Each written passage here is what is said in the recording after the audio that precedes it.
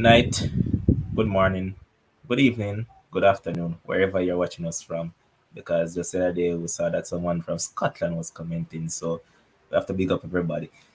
We're here once again on a Monday, and from you see me on a Monday, you know what it's all about. And tonight with me, I have man that calls himself Demo Dre. I just know this man as Demo, but big Big up up, to big the up, back, bro.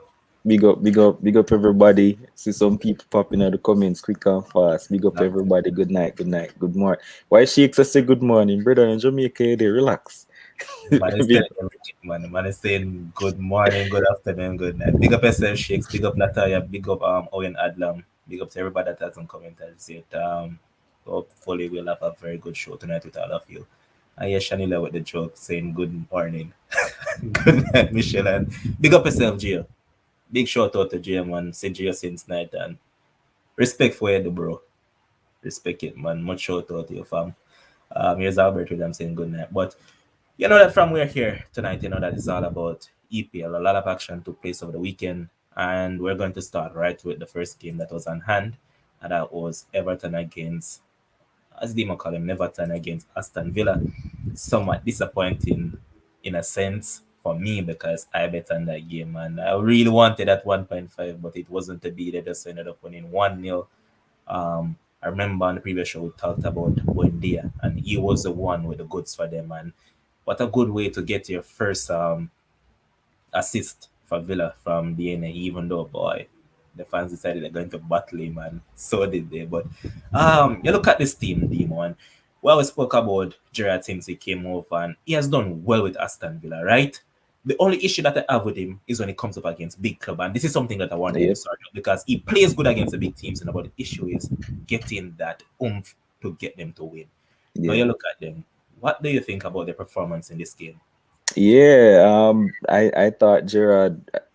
I mean, coming up against Everton, at the end of the game, you saw him staring down the fans and giving that cheeky smile and stuff like that, because it's close to the heart for him. So he desperately wanted to win that game. Um, Obviously, a lot of people were expecting Coutinho to fire as well as a former Liverpool man. So remember when he scored, everybody was saying he's going to light up the league after one game. So I want to ask people if he flopped now after that, because he didn't really impact the game a lot. I think he had a header that was saved by Pickford. But other than that, he was non-existent. But when there was the man, I thought McGinn was good, and I thought Dina also had a good game as well. They were on the front foot. Like, man, Everton just seems so flat. Even with the change of manager, you'd expect them to come out, firing and stuff like that. But it wasn't until the youngster Garden came on that I thought that they really found some impetus, and everything he touched turned to goal. Like, he was dribbling past everybody, he was whipping, and that was we in the second half, whipping in across for Calvert Lewin, who normally a fit and firing. Calvert Lewin scores that. Um, and I think he had a free kick just over as well. He was the impetus. But big up to Buendia, one of the shortest man in the box, got a header, and boy, T-Rex arms Pickford. I think he touched it in the goal. I mean, that's all I keep a saving that. But I thought Aston Villa deservedly won that game, and yeah, Everton continued to be in the mud, even with a new manager at the helm. All right, and Ryan jumping at the right time. Everton, I heard that they're going after this manager. His name is Vitor Pereira, I believe it is. He's currently coaching Fenerbahce. He's like 53 years old, but he's the winner. He won at Porto, won at Fenerbahce, won in China, and everywhere this man goes, he win. But he was a man that has watched the league over a good while. Everton are currently interested in him, Lampard, and Rooney, right? Which one of these managers you think could be better suited for an Everton team? Because they're known to spend money at times, So which one do you think would be the better fit? Right now, if Tivoli job become available, Lampard name get call on it. Lampard name get call on every job that comes up. Um, Rooney, I think he needs time to develop. He's doing a fairly decent job at Derby.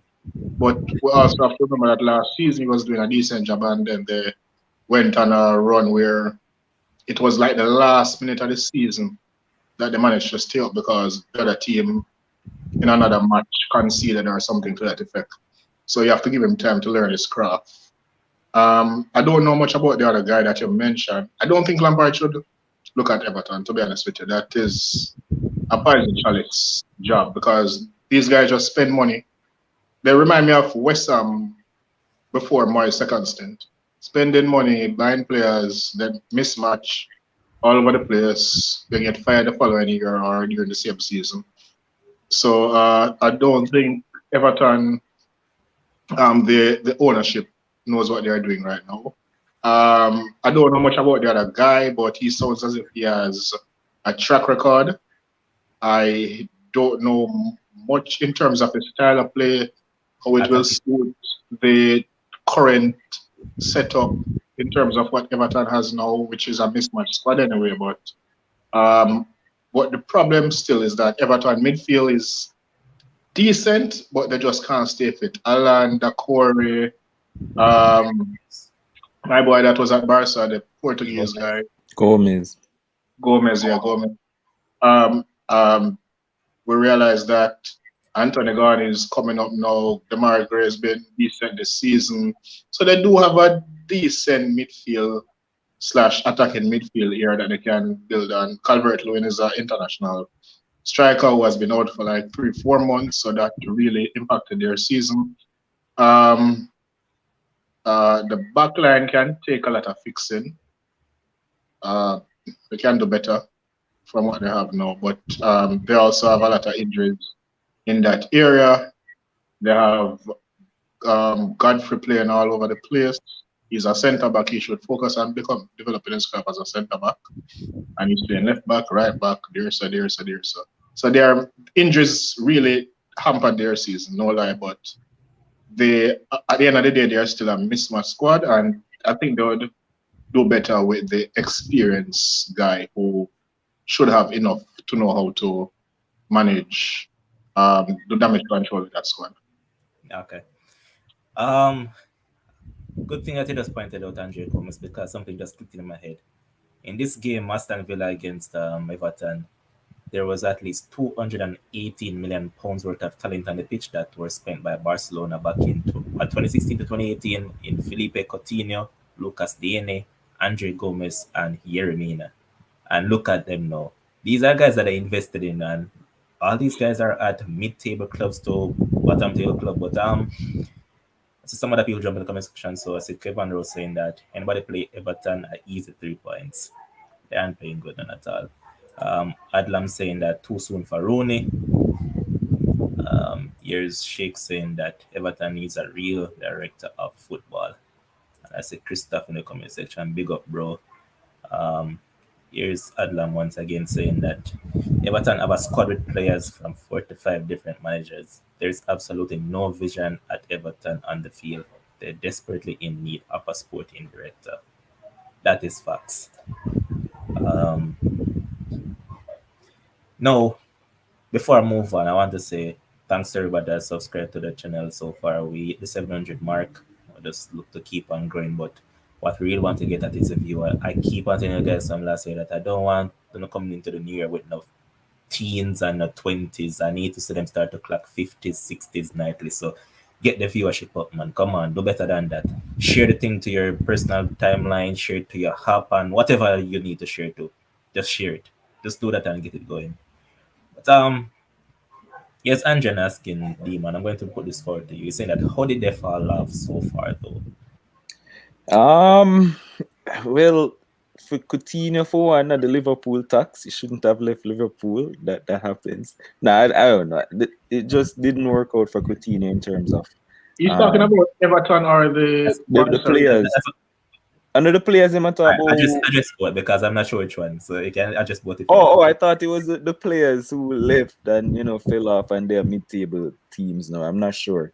But if you mean the players, Mm-hmm. I think certain players injuries. Coutinho obviously had his fair share of injuries. Remember Gomez broke his leg from that tackle. That was also injuries. Oh yes. Yeremina, me never rate him from before. I think him score some goal for the World Cup and everybody start hype him up and stuff like that. I think he's a very average defender, so I don't know if he fell off.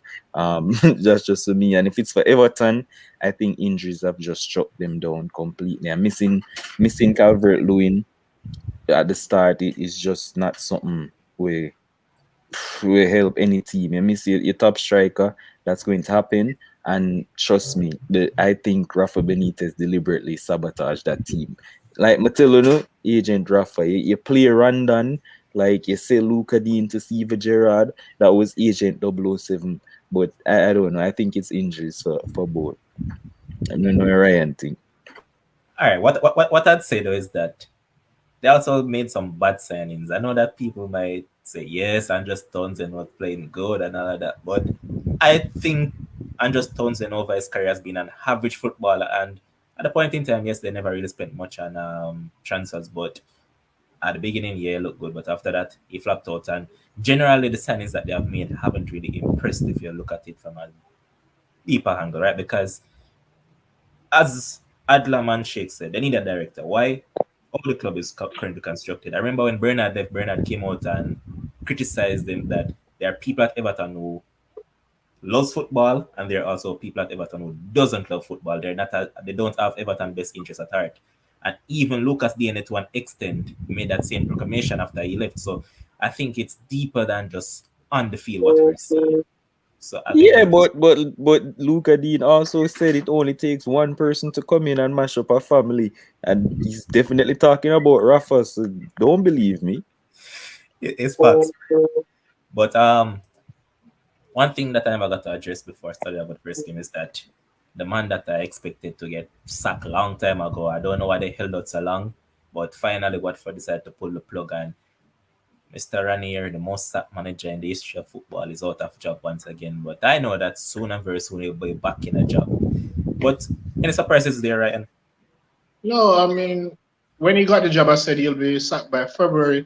He pretty much got sacked by February because the Premier League will be played until February. So I'm actually not surprised. It could have been sooner, if we're going to be honest. Watford, I think it's because he's friends with them, the ownership or the family or something to that effect, why they maybe gave him an extra month or so. But they've been on a downward spiral since that Manchester United game. It was just downhill from there. And he could have been gone a lot sooner, if we're being honest. I tell him thanks for that game, though, because it's what got rid of one particular man for me. So thanks to that, Ranieri. But what is bad, man? I'm going to get to you to get your thoughts. I keep repeating it.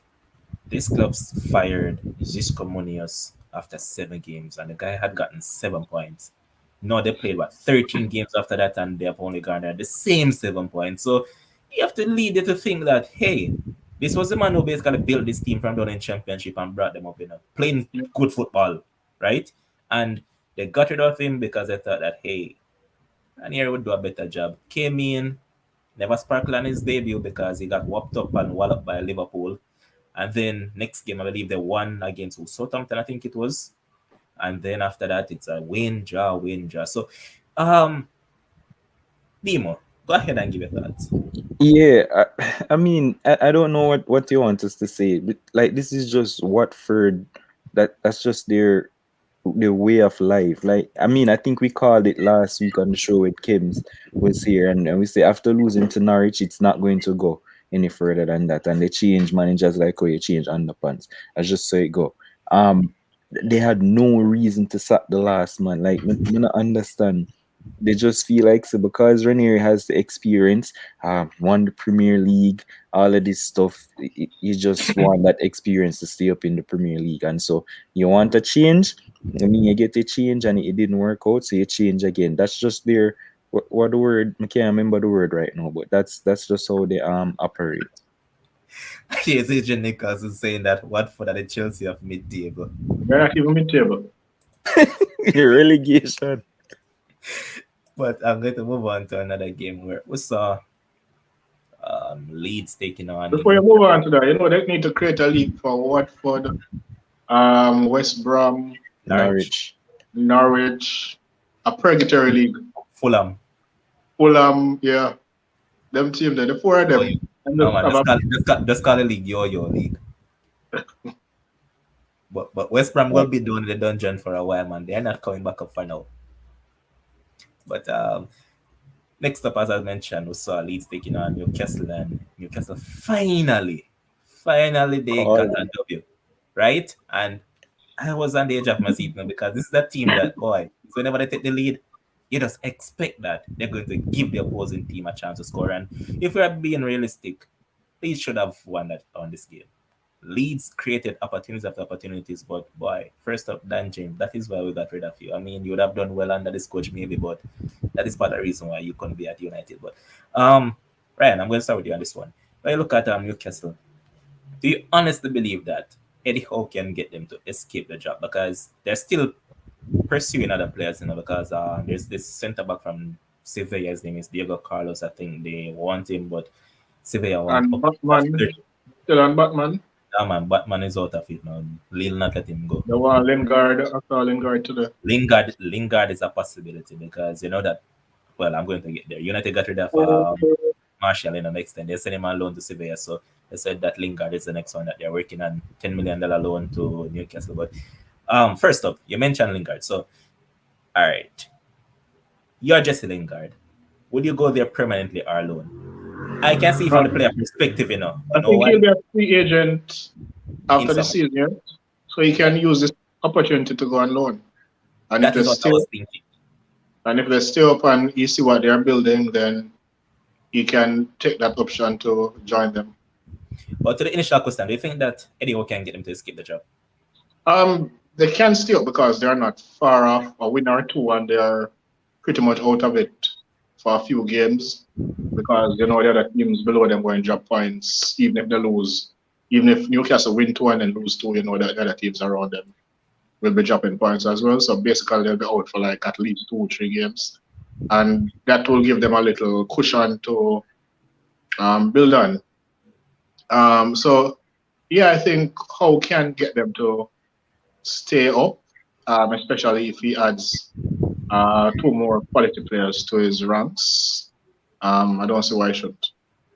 Yeah, I agree. Dima, what say you? Well, obviously, when we did the relegation stuff, I had Newcastle going down. Newcastle, Norwich, and Watford, because I think Burnley is going to stay up. So if I'm going by that, I have to say Eddie Howe won't do it. Even though he's a manager who I rate, I think it's probably a bit too late to get them out. But I mean, with new signings coming in and stuff, who knows? It's probably possible now. And with the form of Burnley and stuff, we just have to watch and see. But I don't think he'll stay up. Yeah, Shakes it's not arguing that Shake said that Burnley did not show. All right, so yeah, but in terms of the game itself, though, I it was a very exciting game for me. Saint Max versus Rafinha. Always wanted to see that, and it was end to end at one point, and I thought that Newcastle would have won the game comfortably, but Leeds came out on the front foot. They were attacking. Dan James missed two glorious opportunities. Like you said, now we see why you sell him and stuff. But Melier, who has been the savior for them, that was a shocking goalkeeping error. I think we've seen that now a couple of times. Martinez did it for Aston Villa with the Fernandez kick, and that free kick where Melier let in, like him sell the game. So, yeah, good game and good win for Newcastle. Facts. All right, next up was Brentford taking on Wolves. And boy, Brentford are just on a rotten run, and it doesn't get any better for them because after this, that they have Man City. But this game had like a lot of stoppages because of some uncertainties about drones that was unauthorized and all of that. So there's a long break in it. Tony scored in back-to-back weeks now, so he's kind of picking up some form. But boy, Motina, this man aged like fine wine and getting better and better, and he was hand to help Wolves keep on climbing up that table. Now, Dean, I'm going to start with you on this. Now you look at Wolves, and we have always talked about how organized they are defensively, and you notice that they brought in a new player. Well, it's not really a new player because he was their player for a goal. They just sent him out and loan, but On loan. the Gomez youth, right? Now, You look at them, Demo, and what do you think about Wolves overall as a team currently constructed? Because you know that they're not playing your boy, well, not your boy, Kim's boy Adama, but do you recall the season when before they sold Jota to you? It was a similar case that they stopped playing Jota consistently, Mm-hmm. and it was the time for Neto to get his Yep. shot. No, it's a similar case with Traore. You notice that Traore is not playing much. Do you think that he has value to them this season based on how they set up right now, or you think it takes away from the team? Uh that's tough. I mean, we're going to say because they're winning games without him, he obviously takes away. But I think that, most of the times they hit on the break, and I think he's an asset despite not scoring or assisting. I think that he caused defenses a lot of problems. And obviously they're getting results without him.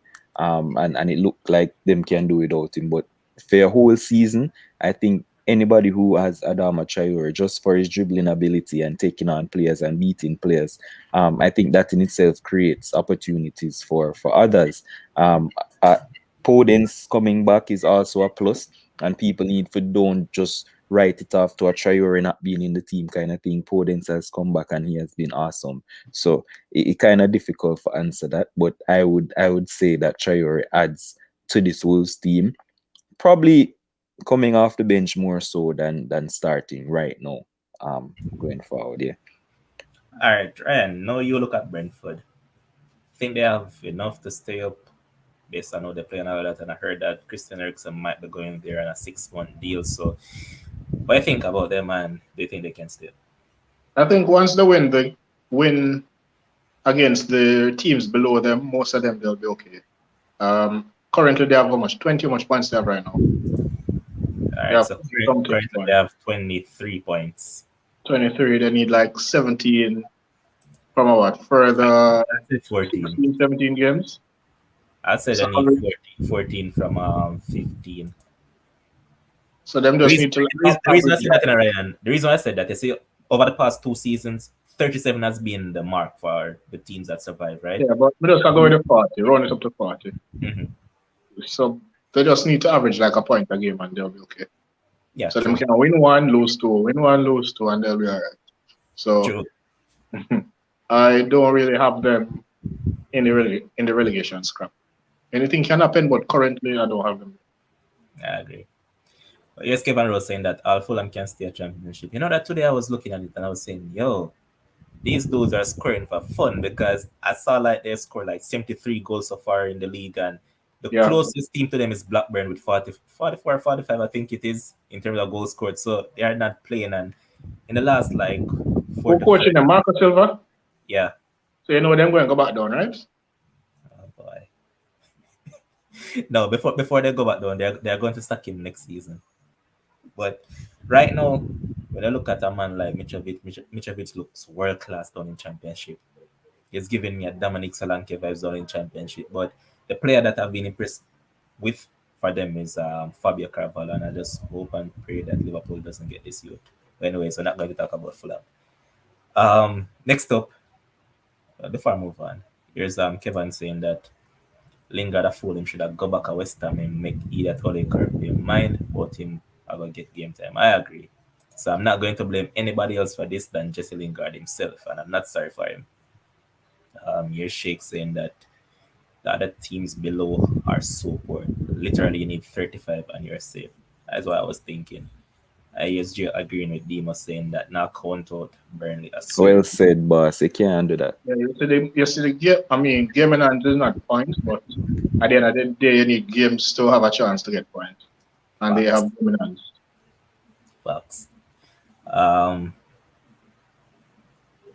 here's agent saying that Burnley I got exit, man. I feel them time. Time will tell. Time is the master. But next up, we saw Man United, who took on West Ham in the game at Old Trafford. And I'm sure that the coach would have been satisfied to an extent with what he keep on calling for. He always calls for control, and they had control of this game to an extent, I'd say. Otherwise, some Declan, nobody really stood out for West Ham in that game. And since he has took over, I mean, we have seen improvement in players like Scott McTominay, Diego Dalot, even though I think he's a liability defensively still can improve, but um, to a smash and grab win at the end, and a lot of people saying that Cavani was offside, but when I watched back the replay and VAR lines, he wasn't offside. And I know that a lot of haters like Demo and probably Ryan to an extent probably disappointed that Man United got the victory, but they got a 1-0 victory and they're back into top four. And boy, the same man that kind of led to that play in Anthony Marshall, as I mentioned just now, he's on his way over to Sevilla. I'm happy, to be honest, because I want him out of the club. But um, Ryan, you this time. You look at this. Were you disappointed with the 1-0 victory at the end? Did you thought it was a offside goal? Yes, I'm disappointed with the 1-0 victory. I thought it should have been at the other end, that goal. But Bowen was the one who, if I'm blaming anybody, I'd blame Bowen for that goal because he lost the ball and then you guys went on a break and you scored because if it's three, well, I'm not even gonna count Marshall in it, but you have three very good strikers coming at you in a counter, you know. Ronaldo, Cavani, and Rashford. Your chances of seeing them off very slim, and they got the goal. They caught West Ham slacking off, and they got that goal right at the death. I thought West Ham should have managed the game better and get the point, but they were trying to win the game, and I don't blame them for doing that. But you have some of the time you can't be that cavalier. And as for the offside, initially when I saw it first, I said offside because I thought Cavani was offside. But when I look at it closer, Cavani is level at the least. The defender played him on side. So it was very close though, very very close. Marshall released the ball at the very right time. But for me, it was onside for me. Okay. Demo. Boss, why you drag me in it? But I'm in a tight race. I don't know why you ask me. I'm not busy if you win or you lose. Don't know what that race you're talking about. The man that asking me upsets him, man. Like I don't know what's happening behind my boss. I'm in a tight race. so anyway, I thought that it was unjust. I thought that West Ham deserved a point. I don't know what's happening to the hair this season. Man has been he's been extremely good this season, making a lot of saves, keeping Manchester United in games that they really don't have. They don't need. They're not supposed to be in those games. So, he's been good, and to grab it at the end, right? Like Fergie time, if you want to call it that. Yeah, you get your win. You to do to Manchester United. I don't really care. Right? All right, hold on, because you're here wilding, right? You're not title race, and yet you're 9 points behind the team that is leading. Cool. With games in hand, and I have them to play. You have only one game in hand. Yes, one game. And I have Manchester. They can come within 3 points of them now. That's the title race. They have Manchester City to play, boss. The fact that they can come within 3 points of them. Liverpool is in a title race and Chelsea is out of the race. But I don't know why Man U people are trying remember the season City won the league at this time that year they were like 8 points then. Exactly. Personally, for me, I want it to be a race now because I hate when league's over by January. I don't like it. But if Dima is saying that they're in a title race, I can say that Man United is now a top 2 fight because we're 10 points behind you guys with a game in hand.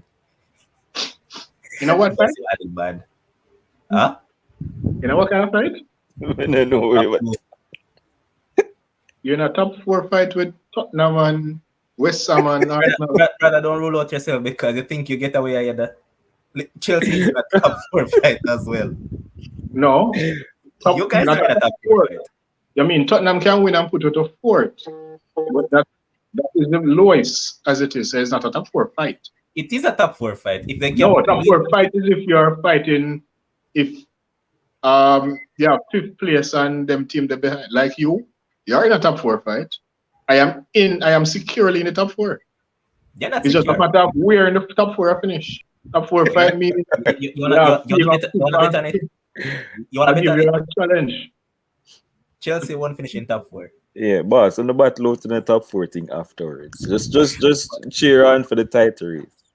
No title race. Anyway, so I'll move on to the next game, and that was the late game on Saturday that we saw Southampton who took on Man City, and boy, Southampton gave a good account of themselves, and I keep on talking about that Mohamed Salah guy.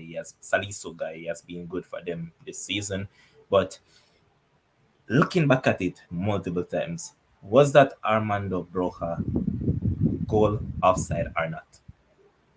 That would It have looked like would have put Southampton up 2-0. Man, Was it clearly offside? offside, man. it Clear, was clear. offside. I Okay. saw the replay once and I didn't need to see it again. Okay. But I agree. But City, I But said it. Southampton tried their utmost best to lose that game though, They did. because that red card could have been a red card. Sterling got one that he kicked straight on the keeper, which had an incident again, an almost penalty. The That was very Brian, close. the Brian hitting the post from both outside Yeah, of the man. box. Southampton tried their best to lose the game. Here's Adam saying I'm just a wait pan if we reach a Liverpool match, because all I want us to stick gone with the league 2 weeks ago. Me alone tell us Liverpool still in it and AFCON will not affect us, and so said, so done. I remember you said it, man. You said that the players missing won't really affect you guys. You guys will survive throughout it. So I can give you that. Here's Dale Francis, who is a City fan, saying that everybody faith rise up because we draw. I wouldn't mind us facing Liverpool next. Wow.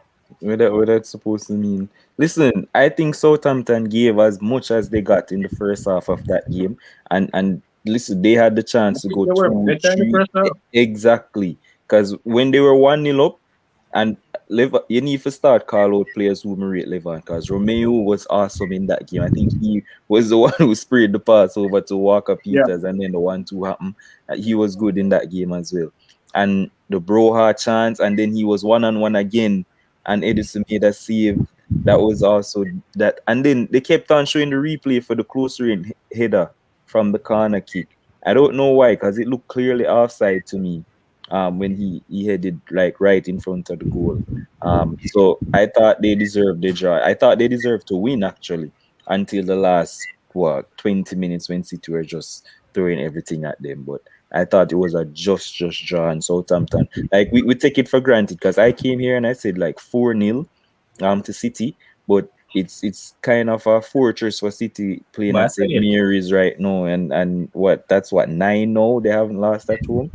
They've been really good at home. So yeah.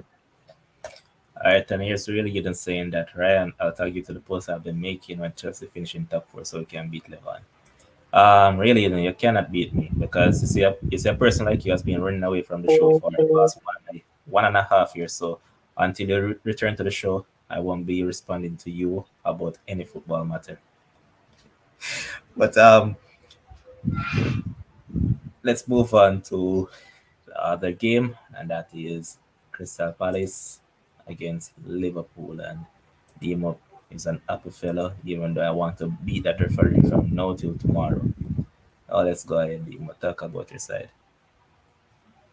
All right. So you sure you don't want to talk? Because a lot of people are gonna talk about this referee, and I'm gonna really get it. First of all, I thought this was a game of two halves. I thought we completely and utterly outplayed Crystal Palace in that first half.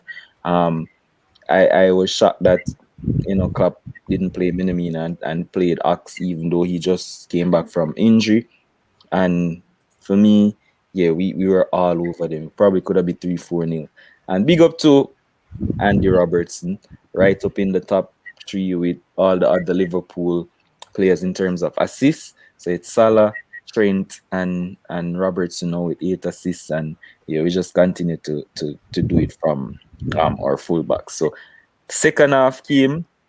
I mean, big up Van Dijk as well. I think he should score more goals from corners. He has the quality to do so, and big up to Axe as well for scoring in back-to-back games. Like from when I saw 2-0, I thought this might be a repeat of when we gave them 7 last time when we went there, and we were just dominant in the game. Second half came, and I don't know what Patrick Vieira told him, because they just look completely transformed. Elise was causing a bag of problems, twisting up Robertson left, right, and center, and everybody was just, I don't know what change of system that they did, but You put that two man strike first. yeah, they started to play two. Whether you not even remember what the guy name, but they were Edward. just not Edward and the other guy, man. Matata or whatever name. Mateta. Maki, yes, him. And they were just, continuously just giving us a lot of problems. And to be fair to them, they should have scored about 3 or 4 goals themselves if it wasn't for Allison. Allison made some really good save, top saves, even though one of them was offside. He really was man of the match for us, and I thought he was excellent to keep us in that game. So when they scored the goal, I thought that Klopp would have just realized that they were pressuring us. Stop playing this high line nonsense, because obviously Van Dijk is still not up to full speed and Matip obviously very slow. So this high line thing, it just never really did work. And they got us. They beat the offside trap with him. They try set with the high line, and they got the goal. And even after the goal, they continued to dominate us. And 2-1, at that time, we thought that they would have gotten this. They look more like getting the second goal for equalize than we look at getting 3-1. Obviously, if you watch that Arsenal game that we beat them the other day in the cup, that ball from Trent, again, brilliant to release Diego Jota. I mean, this one was even better than the one at Arsenal. Took control of the ball, rounding the keeper, and he smartly drew the foul. The referee made the right decision. He made the right decision first. VAR said, come and look at it. He went and looked at it and thought that, you know what, my decision was wrong. Jota was impeded from getting the ball. Penalty to Liverpool, and Fabinho does what he does, and he slotted it home 3-1. People are complaining like, say, oh, we automatically knew that Crystal Palace were going to score and make it 2-2, or like we were winning the game 2-1. I don't know how much minutes did left, but we did win the game 2-1. It's not like, say, the penalty where we score make we lead. Like we were already leading. Like nobody knew what would have happened if the game continued to play without that penalty. If the game had ended, we'd have won the game. So for me, good win Liverpool. We keep the title race interesting and we move forward.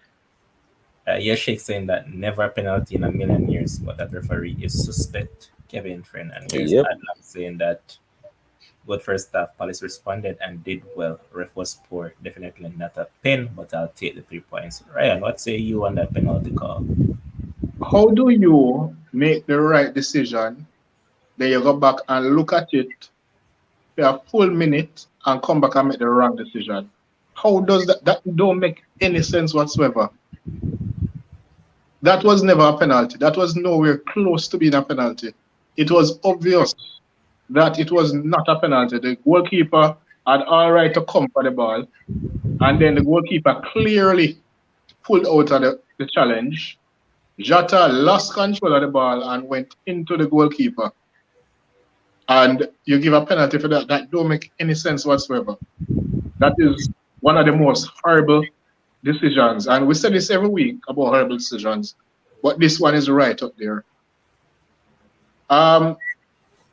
Liverpool, I think, is not, I don't think it's about Liverpool being leading or not leading or anything like that. I think it's the fact that the referee killed a spectacle, because the last 5 minutes we were watching it and all right, anything can happen. Liverpool maybe can get a third goal, maybe they hold on, maybe Palace come back, because the game was good, and then the referee just killed the game. The last 5 to 10 minutes or whatever was left in it, the referee killed the game. Yeah, but I mean, a lot of people are talking about even the Ox goal and how Firmino did offside when he No, tried the Firmino ball. was in the outside position, but I wouldn't kill the ref for that, because he didn't get a touch on the ball or anything. And maybe you can say maybe he was interfering with play, but he never touched the ball. He would go for it and miss. So many will call that much of an interference. It was going to Ox anyway. So to me, that is neither here nor there. But that error was too big.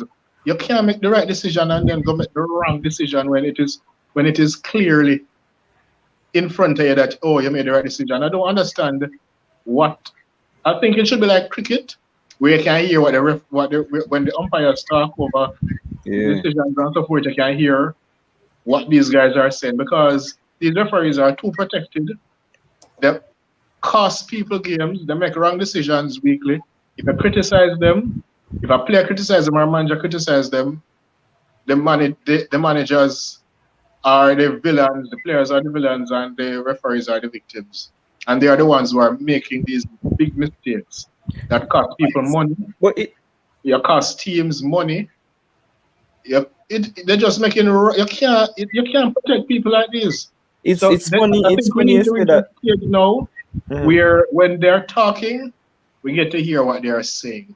Yeah, so it's Because funny you say every that, Ryan, huh? because I was watching. I think it was the Australian League, and you can hear the referee them a Yeah, talk. yeah, He yeah, said I yeah, that. was just yeah. about to say that they do Yes, it over that's the true. Yeah. Australian League. Yeah, it needs to we need to reach at this place because you cannot protect. What you protecting them for? What you protecting them against, really? And It guess don't what, make Ryan? sense. Guess what? As you mentioned, if a player come out and criticize them, is either the player get fined or get banned for a few games. So what's the sense in you doing that if they're Where's going the to just do accountability? things? Ridiculous. But here Shakes agreeing with Ryan saying that exactly. That's how you know how wrong the decision was. Jota actually took a step with the right foot into the goalkeeper. And here's really even countering what Dimo had said that she said that the penalty exaggerated the scoreline.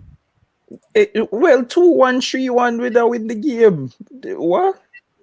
Yes, Kevin was saying that never a penalty. VAR should be scrapped from football. It's total rubbish. I don't agree with that. All we need No, is just transparency. you just need better All because at right. the end of the day, it's not VAR is the problem, it's the people them who use VAR is the problem. Because at the end of the day, the ref them go and make mistake. And VAR has corrected a lot of mistakes. Yeah, but honestly But though, so where want Jota for do? Like if the keeper in him way, we want him for the jump over him. Like any striker in that position, I go put themselves in the thing and try draw the foul. Once the keeper commit himself, everybody can do it. Everybody no, do it. it's not about Jota. Nobody blaming Jota. We're blaming the referee. Okay. If Jota were um crawl and licking a referee, that's his Jota business. The Facts. referee is the one who is supposed to make the right decision. Facts. I hear Sheikh saying that it was a great game unfolding up to the ref's decision. That is true. Here's Michelle saying that we should leave the ref them alone. He wants to see a title race. Try to race on, Michelle. Here's Owen saying that 5 minutes left in the game don't necessarily mean Palace was kind of scoring. Liverpool was winning anyhow. Not Yeah, and thoughts. it doesn't mean that we weren't gonna concede either. The fact is nobody knows. Like we just have Exactly, and to that is what I'm talking about. We don't know. And the referee just make we don't know even more.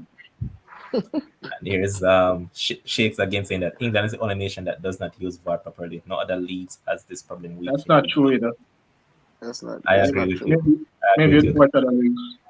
Yeah.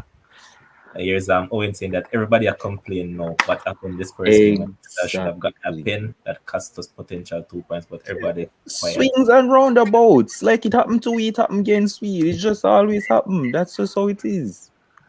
What is wrong with Emerald? Why Emerald talking about West Indies here? He's saying that VAR said English team, Rain says West Indies.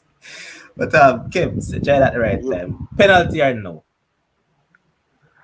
Um, I mean, I would have for me. I would have say no. I would have say no penalty for me. But I mean, again, I was listening to what the guys were saying, and to be honest with you, like referees will always make decisions that, and I can say it influence or don't influence the game, but I don't think, as I guess Adlam and other persons alluded to, I don't think that was the reason why um Liverpool won the game. I think they would have won the game regardless. Clearly, even though they don't have their big guns, I think they were clearly the better team. As I said, that they would win quite easily against this team. So I mean, it wasn't a. I wouldn't give it as a penalty. But again, I'm not a referee. I don't have all the tools. But I just look at it. I wouldn't give it as a penalty. Okay.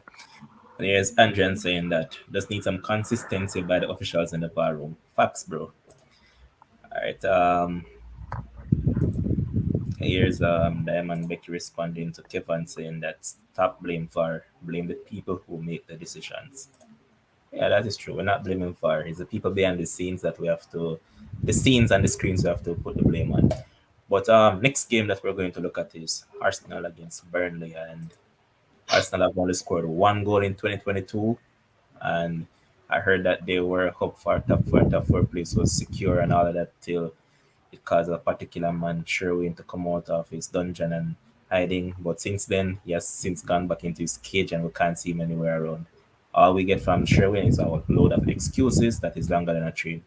But I'm going to start with Demon this one again.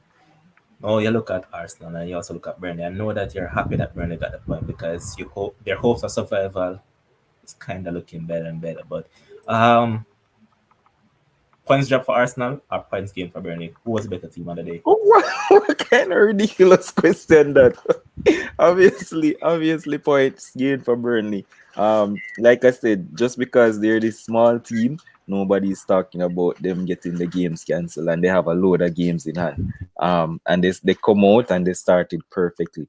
The thing is, once Partey got that red card against Liverpool, I mean, Arsenal were going to struggle to find a midfield, but I think that the team that they fielded should have been enough. Should have been enough to beat Burnley, especially playing at home. I can't remember. I think Lacazette got a clear cut chance, and he keeps missing clear cut chances for Arsenal. And I mean that's why we call him Crapazette. And Burnley at the end with Dwight McNeil, they got a chance to snatch it as well on the break. I think twice, and he dragged this shot wide. So we can't really remember a lot of flashy points in that game. Burnley did what Burnley does. They sat behind the ball and they looked to break. They didn't offer any impetus going forward. And boy, you're not going to break them. I don't know why Arsenal kept playing the ball to the wings and crossing the ball in the box against Ben Me and them guys with Lacazette in the box. Like there's no way you're going to win those. And the strategy just wasn't right for Arsenal going into that game. So point gain for Burnley and they start for survival. No, the push for survival starts now. Okay. Here's Adlam saying that Arsenal have more red cards than goal and wins in 2022. Exactly. Um, here's Morgan Zub saying that I thought Kims was sent out on loan like Martial. No rubbish analysis tonight, my boss. Here's Adlam once again saying that Arsenal need a striker and a midfielder but need to be reintegrated in the team. Kims, what do you have to say about this game? Well, once again, I was right. I'm always consistently right. I said that there's no way Arsenal will get 3 points from this game. I said that this game will be a draw. Only thing I got wrong was the scoreline because I picked 1-1. And I said that obviously I just think Burnley is more physical. I think Burnley is more hungry. There's a particular cycle that we realized with Arsenal. They started bad, then they started getting form, then they go back bad, then they started getting form. And when the team and when the supporters feel like yes, we got it right there, they just fall back into that little bubble. And they have more where that came from, but I think Burnley went out to do what they wanted to do. Obviously, as it was said earlier, that they got a chance to win it in the end, but just one of those things. So I have Burnley to stay up, and I think it can start from this particular time. Kims here is really going to give you a short rib. She's saying that how is consistently right is a stretch, Kims. But right now, I'll show you my resume. Leaving Chelsea. right, what do you have to say about this one? Not much to see, not much to talk about. Boring Okay. game. Not much. And I'm going to stick with you on this one. Leicester against Brighton. Brighton does what they always do. They'll get Yeah, the but I lead. mean, everybody know what going to happen in a Brighton game. It's a The Vicky secret. other team going to score. Brighton going to wait till the 80th odd minute, get the equalizer, and the game going to draw 1-1. We've seen this playbook so many times. Me talk about this weeks now. Me I said this ago. Remember the Chelsea game? I said going to draw 1-0 Yeah. when Chelsea was leading 1-0. The Leicester game, I said the same thing. Brighton is going to score in the 80th minute. Brighton scored in the 80th minute. I mean, it is getting scary now. All right, Kims. Well, Real Eden Chelsea, once again, another game that I was correct on. I said that this is going to be another draw game. I said that I don't think Leicester can overcome that. I don't know what to call that they had against Spurs. And I'll say Brighton. I like their coach positivity. I like how they play football, of course. Sometimes it annoys me that they don't get more goals, but I think the way how they play football, they're playing football the right way, and when you play football the right way, you'll get some favorable results. And when it was 1-0 Leicester and it was going down, I said, all right, no, it's Brighton time now, and so said so done, and they got the 1-1 draw. So I expected the result. I'm just worried about Rogers because I think he's really on the hot seat now. Really, really, really on the hot seat, and I don't want him. Well, I don't know if you want him over Manchester United still, but Boss, I have I the think answer he's. to you in regards to that. Oh, yeah, but it was just it was an expected game from Brighton and Leicester as well because I know that they will give up that goal lead. All right, Timo, now we look at Brighton, right? Brighton have visited Victoria's Secret 12 times this season already in 22 games, right? Why is it that this team tend not to take the lead against teams? Like they struggle to find the lead in first halves of game, and they always leave it later. And it's either you see Welbeck, as we call him Welbug, or Neil Mape pop up with a later equalizer. Because I'm not going to ask anything about Rodgers because I know your stance on Rodgers already. So, Brighton, what is it that they're doing wrong that they have drawn 12 games this season already? Boss, right question, wrong person. There's no, I can't answer that. The thing is, they dominate games in terms of gameplay, possession. They look flashy building up, and they get to the final third, and they just miss the chances.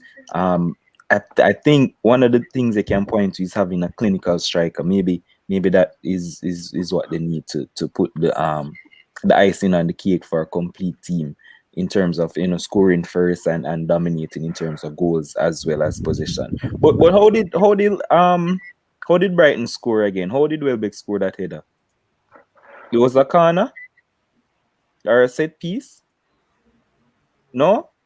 Okay.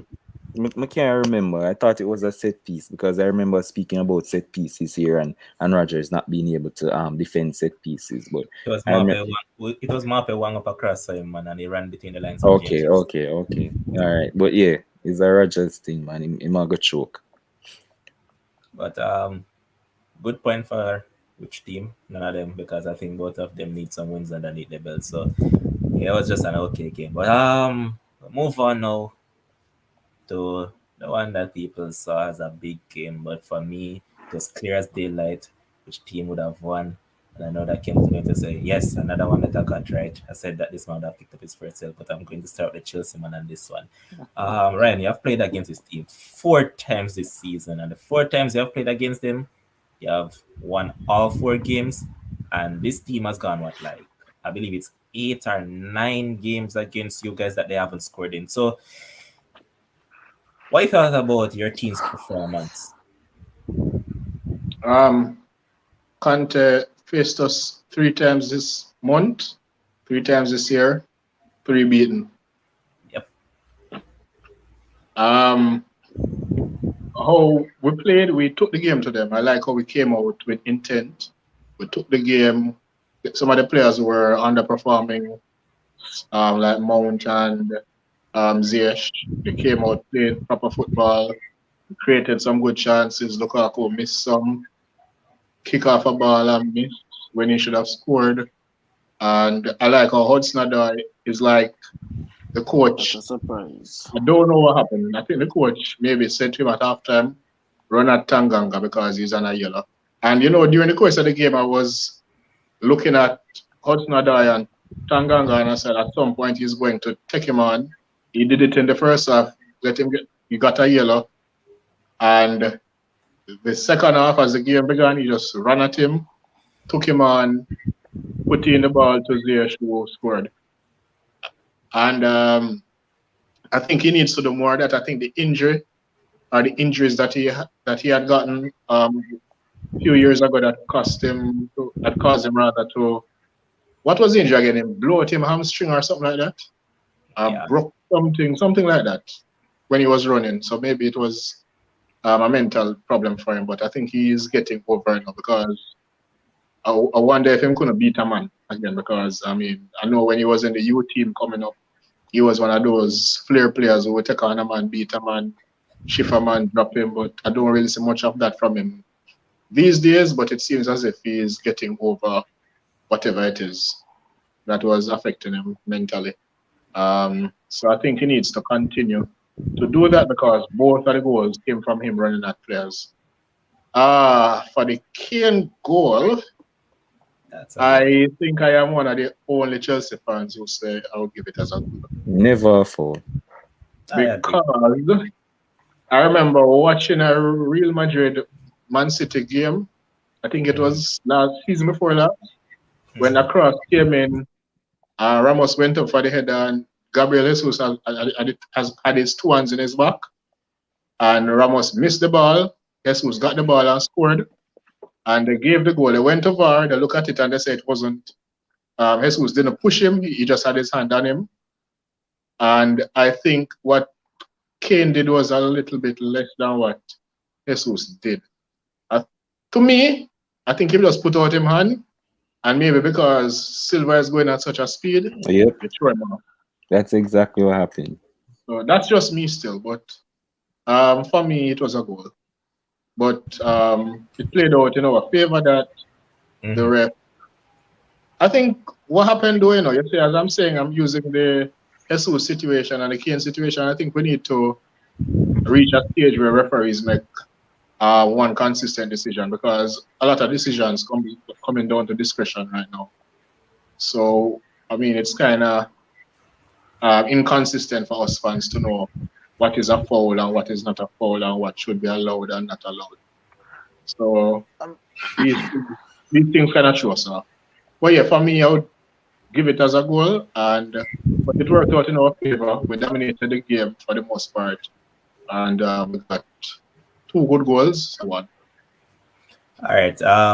I'm going to go back to the Man United game for a comeback here. And I remember there was a play in the game. People might say that hey, it was soft, but it was a similar. Well, not really similar, but Zuma basically had his hand wrapped around Cristiano, and they said no penalty. So I'm saying that if you're going to say no penalty there for that, why is it that they never give a goal for this? It's just the inconsistency that we keep on talking Yeah, about. that's what I'm saying. We need to reach a stage where we just have one consistent decision. I know that some things is football and we have gray area and some things, but in some other things we really can become more consistent. All right, my final question to you about this team, boss. Have you reached a stage that you're comfortable or just start having slide? Think back about it in regards to the $100 million defender that you guys signed back in the summer. Yeah, talk about Lukaku, right? Yes, sir. I see Tuchel trying to tweak the team to play to accommodate him more and all kind of stuff, but I don't know if this is I don't know right now what to say. I don't know. I really don't know what is happening. I don't know what style of play him don't like because him come out and say that Tuchel play in a way that him don't like. And I know I'm seeing Thomas tweaking the team to accommodate him more. So if your ball said the team now play for you, I know the coach is amending the team to play more for you. You now need to go score the goals. Is now the ball is now in your court. So let us see. All right, Shakes, to the comment that you made, I think Owen kind of answered it up there, saying that Silva was clever. I know he wasn't going to be able to stop that goal, so he went down easy and the ref bought it. So I think that answers your question. But Kims, you're one that came Yes, on here and said that this would have been this man's first L in the Premier League. So yes, said, so sir. then, what do you have to say Yes, about sir. this game? Real Eden Chelsea. That's what 3 now straight in a row. I think that's pretty consistent. Anyway, so let me tell you how football works. Right. So on Wednesday, Conte made a, Conte made a substitution and put on. I think his name is Bergwijn or something like that, and he was the one who scored the winner. Right. So this game now, what Conte do? Conte go ahead and start said player, which was not good as a matter of fact. So I said that.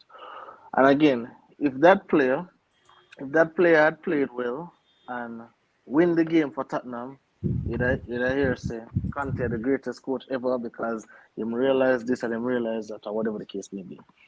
In this game, I said that hey, Chelsea already beat Tottenham twice. The last time I think a team was beaten three times in a season. I think it was Chelsea.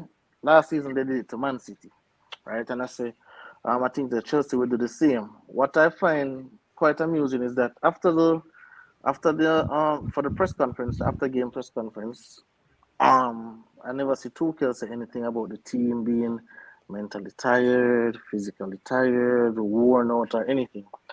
So it kind of begs to ask, is it a case where when he loses, he finds an excuse, but when he wins, everything is good?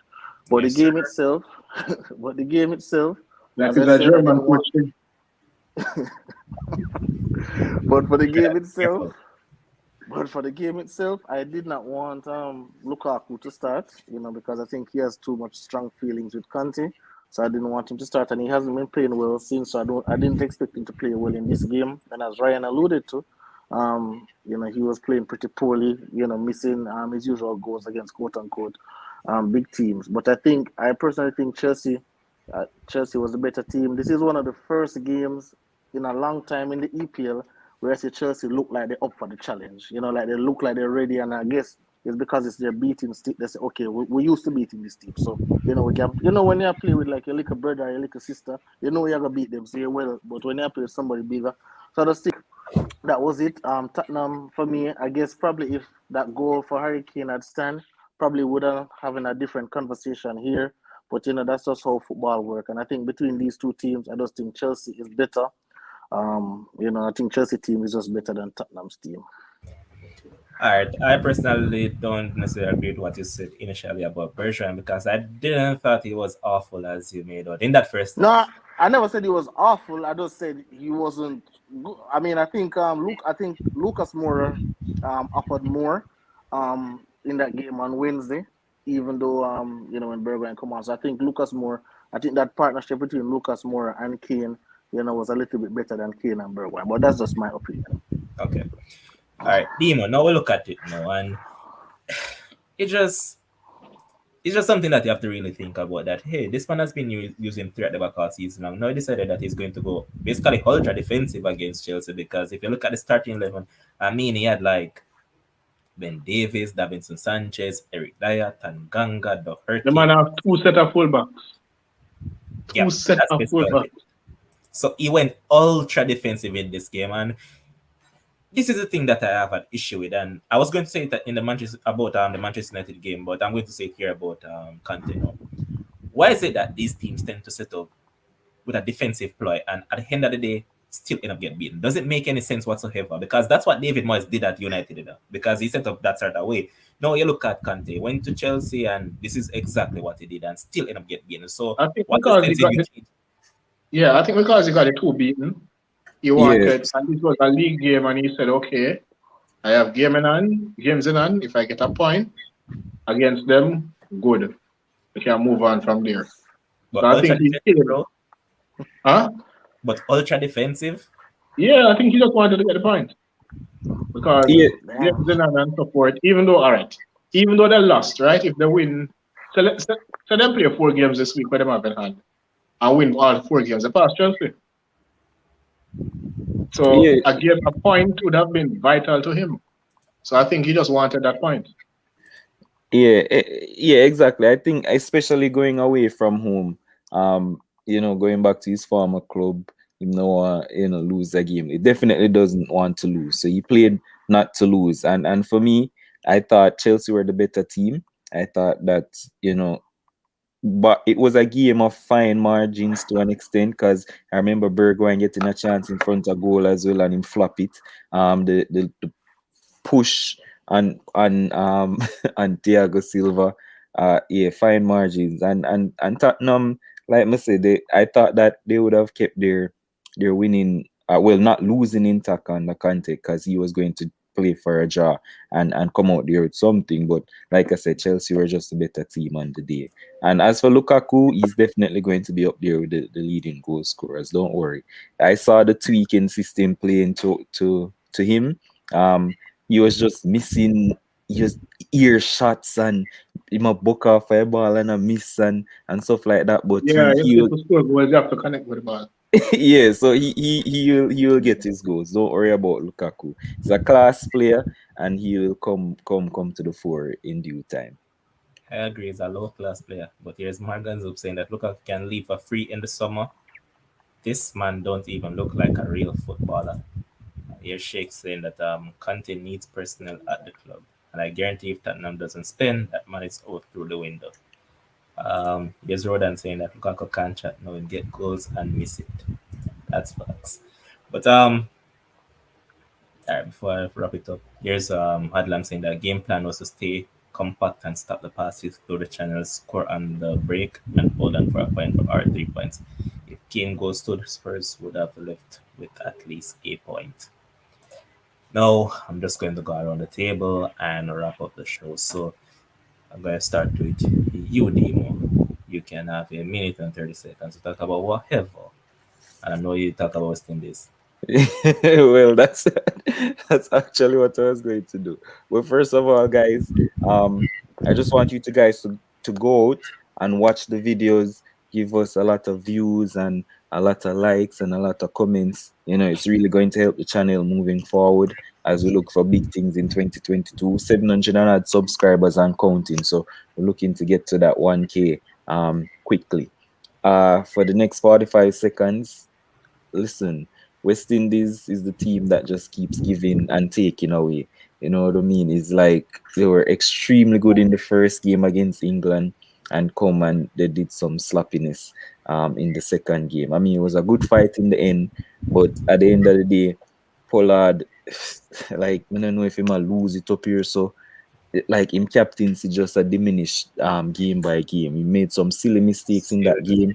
Akilo say not bowling his allotted for, but yeah, make Fabian Allen bowl and go for 50.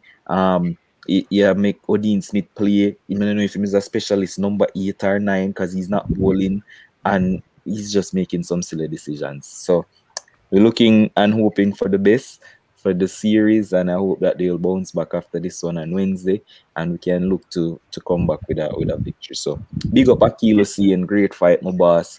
Blame Romario Shepherd for try shield you Umpire. from the strike. But yeah, decline single when the man want the run and I turn him back. But anyway, we lost by 1 and that could have been the difference. But big up to West Indies, we I still want a to hope. beat the umpire, see, brother. Umpire make him and then lose the game. But No, sir. Kems, That Brandon King LBW shouldn't have been given. it could have gone that way. I don't see the big deal of it. It's just a umpire's call, so it's neither here nor there to me. But Kems, I know that you for one, you have been reeling in emotions over the weekend, boss. I know that your favorite player, Mr. Rogers, is out of the NFL, and then you were about to get another heart failure when Tom Brady staged a comeback, but Who only who who staged the comeback? Tom Brady's team. Tom what? Oh, the team. Okay, all right. Continue. Stage a Continue. comeback and they were about to give you another heart failure. And then another man that you don't like in Patrick Mahomes, he got the W. So, boy, it was a rough weekend for you, man. Alright, so alright, I don't dislike Patrick Mahomes, right? But Patrick Mahomes, I don't like when the rich gets richer. I don't like that, And Patrick Mahomes is just in a perfect situation right now with a top three tight end, a top three wide receiver, and one of the best coaches in the NFL. Like I don't like that. I like stories, and that's why I like Adama Traore so much. A lot of persons don't know his story and they can go read it on their own, right? But that's why I wanted Josh Allen to win because that guy didn't go to one of them big universities. He went to Wyoming. He came in the league. A lot of person when he was leaving high school, no one wanted to recruit him, and then Wyoming was the only school that gave him a chance. And then to make it in the NFL and to make him almost $50 million a year, is just a remarkable story. So I really wanted him to win because I know if he had won that game, then he'd make it all the way to the Super Bowl.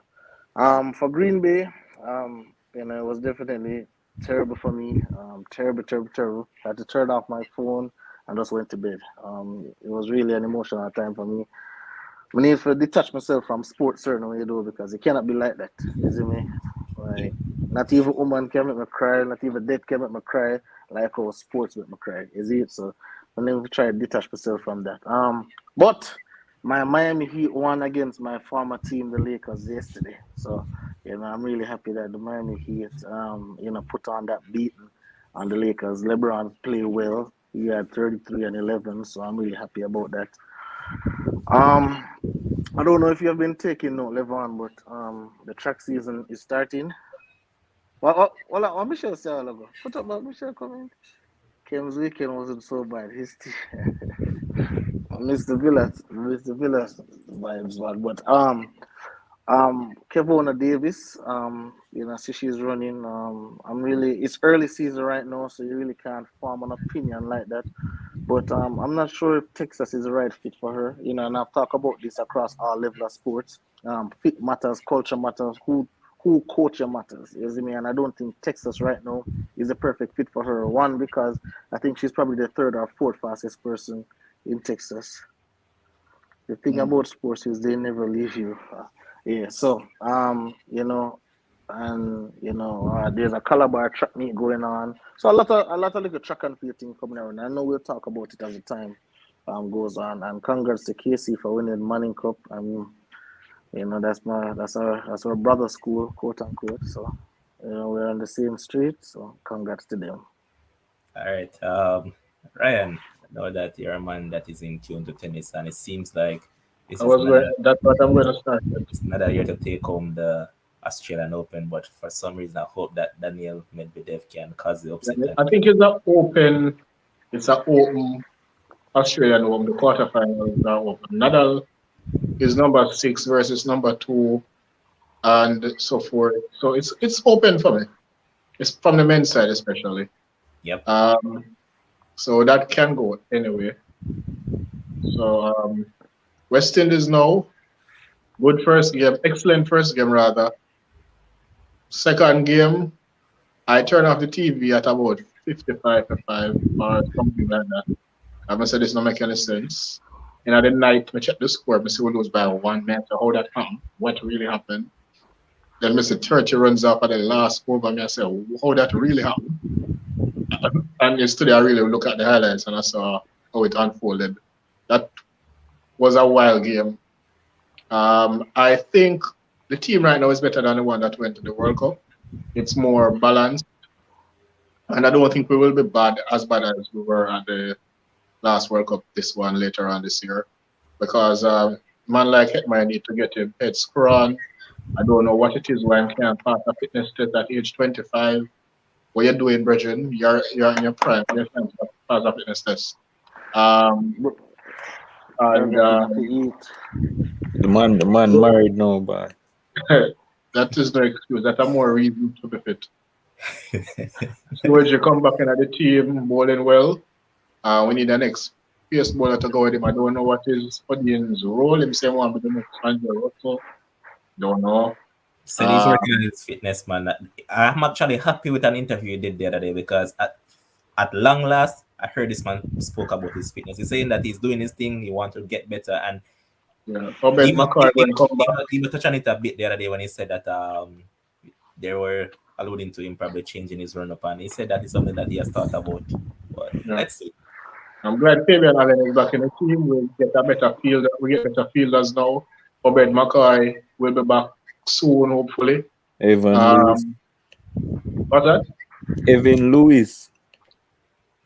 Oh, Lewis, yes. So right now we have a strong core of young players and upcoming players. Shepard look like him going to be one of the future star players, hopefully. Can bowl, can bat. I never know that Akil Hussein could bat. I am shocked. I don't think we will be as bad as we were last year. We should be getting back to where we once were, hopefully. Maybe at least a semi-final or so. So, interesting next 3 games to come. let us see what happens against the world number one team. Go ahead, man. Hey, Michelle, remember, with more information, I am always liable to change my opinions on whatever it is. But one last thing I want to say. For everyone on here who tuned into the Mills podcast yesterday, thank you very much. Ryan, a female messaged me and she wants to know your availability. If what she say, our body count is probably not along your lines, so if one can work out something like serious something, no serious thing, I tell you. So she sent me a picture, so I'll forward it to you and you can tell me what you think. But thanks to everybody that tune in, support Sports Frenzy, support Nails. Thank you so much. I appreciate it. Oh, hola. We might add my final thing to live on because as Skims mentioned this the meal thing and thing. Everybody a big up them school. We just have to big up Shensia because she put out some big tune and muscle launch and they big on the Good song, YouTube world now. So Man, that's shut. Let's not we go there. hold on. I'm here say she had got so get some whole heap of views and something on YouTube. That's a Mona production. So big up Mona High School for produce Shensia Shensia. put out a new song today? But I don't know when it come out. She had must have Megan the Stallion or something like that. So. I think she put out a new one today. Yeah, man, That big up put out that one song. Mona straight, Mona I'm straight. still in the Megan. Wait, Josh say? As a Shensia done international, but I Yeah, can't man, say big Demo up come Mona, here. I man. Demo, you They should. asking the question essentially new Jamaican Rihanna. I don't know what she is. I don't know. She used to go to my high school. I'm proud of her. Big up yourself, For Shes. 1 year. Why not turn the show into a music show? What the hell is wrong with you guys? All I'll say is that Demo should come here and big up Craig Butler. That is when I should big up. Boss, yo, end the show. That is what I expected you to talk about. But since you did it, that's what we're gonna call it. And remember, guys, remember to like the video and give us the views. The views is what counts. So we need the viewership and we need the likes and we also need the subscription. So if you haven't hit that subscription button, ensure that you do so and keep on sharing the content. Thanks to all of you that commented. Thanks to all those who didn't. And continue supporting us. Thanks to our producer Josh Carl. Thanks to Demo. Thanks to Kems. Thanks to Ryan. And continue watching some sports. Until tomorrow, stay safe. Enjoy the rest of